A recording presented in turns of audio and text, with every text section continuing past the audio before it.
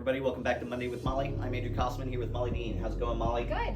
So a couple weeks ago, we talked about the loan estimate. I wanted to talk about a document that's similar but comes near the end of the process, the closing disclosure. Okay. This document causes a lot of confusion for some folks. Yes, it does. So let's just kick it off. The biggest difference between the closing disclosure and the loan estimate is the closing disclosure has to be what? Locked.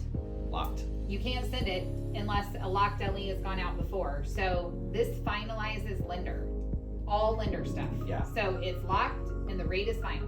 Rate is final. Yes. A lot of this is going to look identical to your loan estimate, but then as we move down, purchase price, down payment, that's going to be the same as long as you haven't changed the structure. But in the middle, things are going to be a little different here. What are a couple of the items in the middle of the page that are going to maybe change between your initial loan estimate and the closing disclosure? The taxes and insurance will be finalized at this point. So if your insurance was a little bit higher or a little bit lower, or your taxes were a little bit higher or a little bit lower upon receiving all of that, they're going to be finalized in the actual tax and insurance number. Yeah. So the payment is going to be very formal unless you make a change after this that we would redisclose. This is it. But regardless, we have to send a new one of these if you do that. That's correct. Something else to keep in mind is on government loans, only the taxes and insurance can really change between loan estimate and closing disclosure. Right. Conventional loans, what else can change? PMI.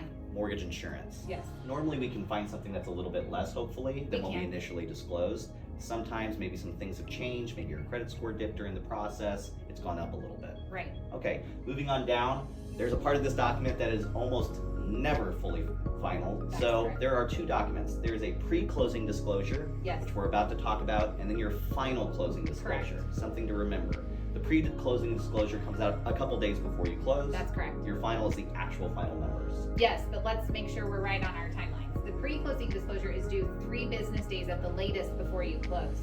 We actually try and send it before that, just so we have more time so you have your numbers earlier to be final before closing. Right. Okay, so let's talk on a pre-closing disclosure here at the bottom. Is this a number that I should be married to? No, absolutely not. It is not final balanced. The only thing that is finalized in the pre-closing disclosure is anything lender related. Well, let's go to page 2 and talk about that. Yes. So page 2, box A. Lender related, that's finalized. This is kind of going hand in hand with your lock as well. So Correct. the lender portion of this should be exactly what it is. Correct. If you were locked on your loan estimate, this should match exactly what it was. If it doesn't, we have to redisclose before the pre-closing disclosure goes Correct. out. Yes. Okay. Some other items that are finalized-ish, box B. Yes, but we're still waiting on some final invoices and stuff. It won't get higher in box B. It can't. It can only come down. Right, and box B is a reminder, these are your third-party services. Yes. So like your verifications of employment, the appraisal, maybe a second appraisal if it was needed. Yes. Okay, something that is almost never on the pre-closing disclosure final balance, box C.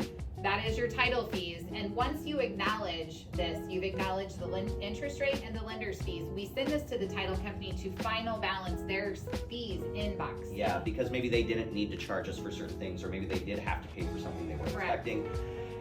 We move up, recording deed, that typically is about the same Yep. on everything. And then box F and G, this is probably gonna be different from your loan estimate as well, based on the pre-closing disclosure. Correct. Why is that? So we have to put enough taxes in your escrow account to ensure that we have time enough in there to pay your taxes when they do. So we'll have 6 months often or 7 months, depending on what time of year you're closing. This never includes the seller's credit for the time that they've owned it. Explain that to me a little bit. So when you buy a house, Yeah. you're gonna pay the tax bill in Missouri, for example. The tax bill is due in December. We're gonna put enough in your escrow account to make sure that we can pay the tax bill, but you haven't owned it all year. Right, let's say I buy in June. So you're gonna receive an escrow credit at closing for the taxes that the seller owes you from January to June. Excellent. That is not on an initial CD, Typically not. very rarely. Yeah.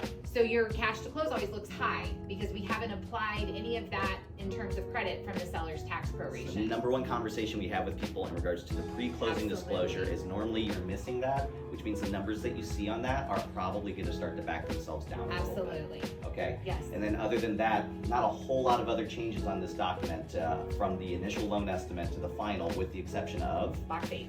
box H. Tell me about that. Box H is anything that we, the lender, don't know about. Sometimes that's if the realtor that you're using, their company has a brokerage fee.